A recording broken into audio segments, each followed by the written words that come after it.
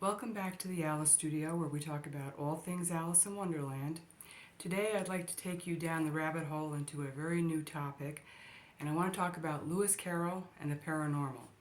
Now this is a topic that I've been promising to cover for a while, and it's taking me quite a while to actually pull the materials together. I'd like to thank Carolinian Memes, who has pointed me in the right direction in more than one case, for her help in this video. So let's start with the Carroll myth, the myth that's grown up around the author. Now we all know that Lewis Carroll is the author of Alice in Wonderland and Through the Looking Glass and What Alice Found There. He also authored other kinds of things. He was a mathematician, so he did publish tracts on mathematics. He did puzzles. He wrote sort of political tracts at different times at the college. So he did have a wide variety of interests. However, there has been sort of a stereotypical myth that's grown up around him. So what are the kinds of things? Well, we know he was an Oxford's mathematics professor, and he did teach students. He was this author that I've talked about, and he was an Anglican deacon. He did not go on to take full orders, where he would have had a parish and he would have gone out to have his own congregation. However, he was fully schooled in the Anglican school. However, when we think about Lewis Carroll, what has grown up around this personality of the author, Lewis Carroll, is this idea that he was a very staunch conservative, that he was very fastidious, that he was very rigid in his behavior, meticulous record keeper, that he remained a bachelor throughout his life, which was true, and that he was really an oddity. Everything about him was really kind of weird. So this was sort of the stereotypical myth that grew up around Lewis Carroll. And it has been somewhat limiting in trying to understand who was this man who created this very fantastical world that we're still living with. Alice's Adventures in Wonderland, Through the Looking Glass, that bulk of literature, classic English literature, is second only to the Bible in how often it is quoted. So that is how pervasive it is in the culture. Are there different ways to understand this? That is what some new historians are looking at. And in order to do that, we need to look at Lewis Carroll, the man in his times, and what was he interested in. Well, Lewis Carroll did receive a classical education. So he was well schooled in Latin, in Greek, in all of the classical literature of the time. He was trained to be a clergyman, although he did not take final orders. He grew up in this Anglican world of the high church. His father was part of this establishment,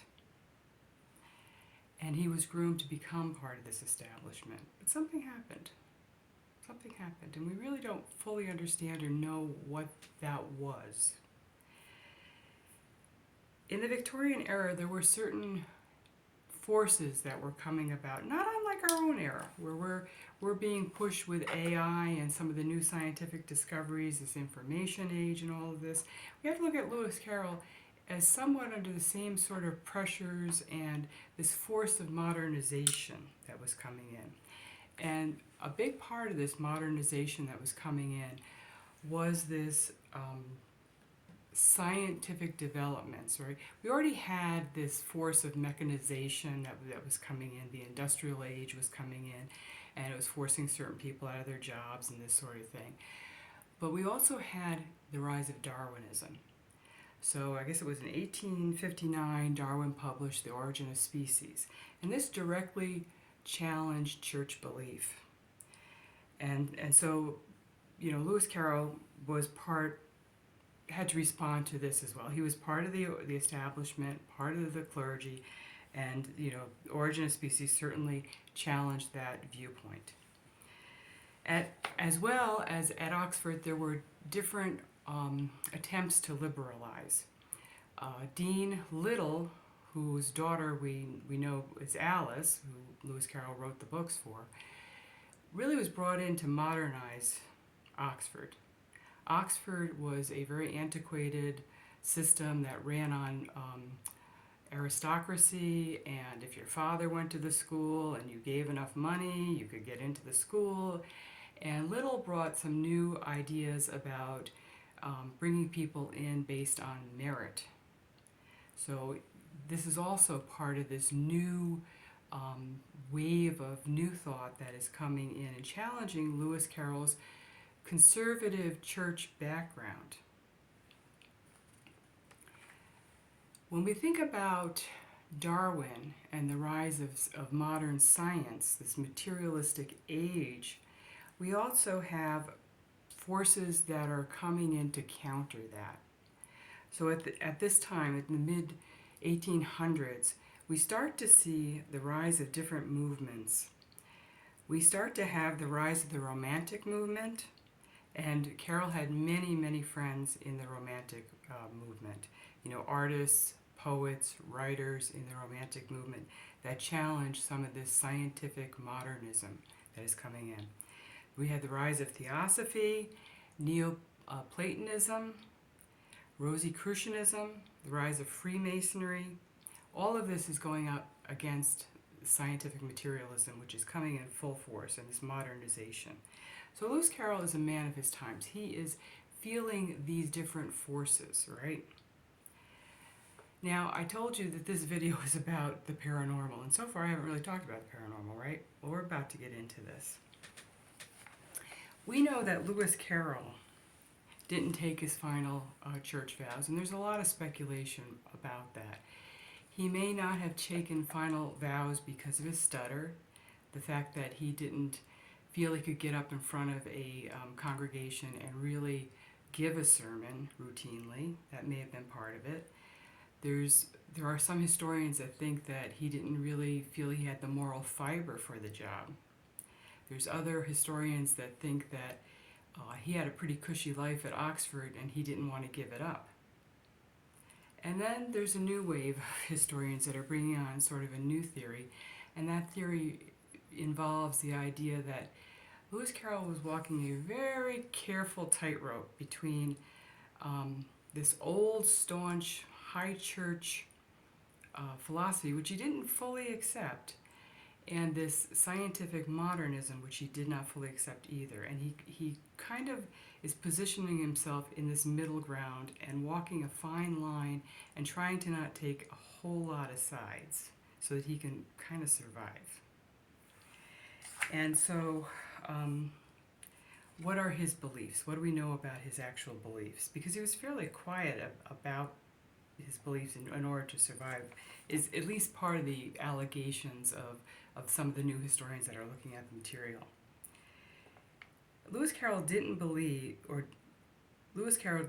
that there were limits to the human intellect, that we couldn't know everything via the brain. And this is an odd idea in the regard that he was a man who fully engaged with the intellect in logic and mathematics. And, you know, you would have thought in a certain way he would fully accept science, but the other part of him that is this church training and this intrigue with the spiritual, you know, has him reject this hard line on, science. So we know that. Somewhat surprising, I think, to most people would be the idea or the fact that he was a founding member of the Cyclical Society in England.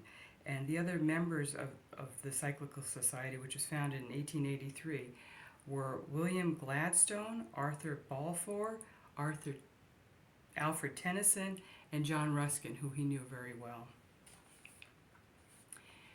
Lewis Carroll also lectured at the Ashmolean Society at Oxford, and this was a society that was established to uphold Platonic and Gnostic principles and mysticism.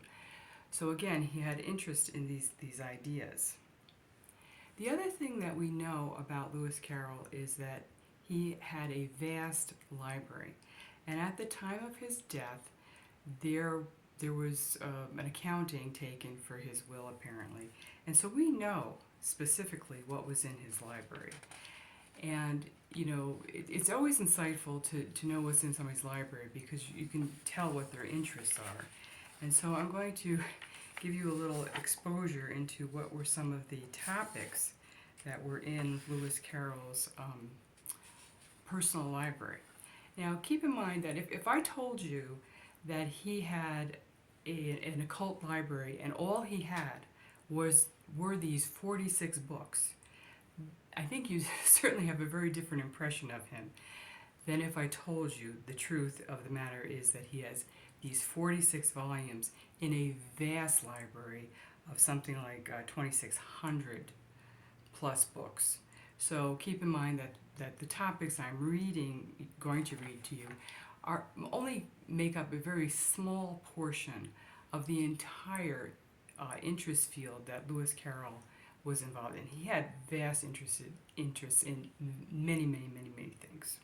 So this is only a small part. However, I do think it's telling because there's a lot of writers today that don't have any books of this sort. But keep in mind that this is not that unusual in the regard that these are the kinds of topics that were circulating in the Victorian world amongst the upper classes anyway. So keep that in mind too. I've ordered these, I kind of went through quickly and to get a sense of, what were the top categories of books he had in his collection within this field. And then, the ones towards the end are he only has one book, okay? But of the top books that he has, the most books he has within this 46, the cult sort of field, spiritualism. He had it would seem, had a vast interest in spiritualism. And of course, spiritualism is, mediumship connected to the dead, trying to make contact with the dead, however you do that. He also had a lot of experiments in early cyclical phenomena, research journals. Remember, he was a founding member of the Cyclical Society, so he had journals from that group in particular. He has journals that record the meetings that went on and that sort of thing. He was part of that group, so you would expect that. There's also descriptions of physical and cyclical phenomena in his collection, so he was very interested in those things.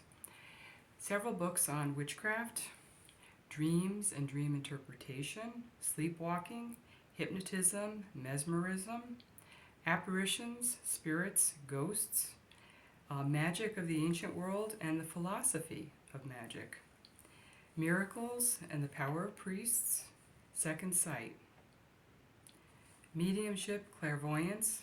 He had one book on astrology, and that was how to calculate natal charts. And that is attributed to Zadkiel, but really it's William Lilly's book from the 1600s, so it's a very old source.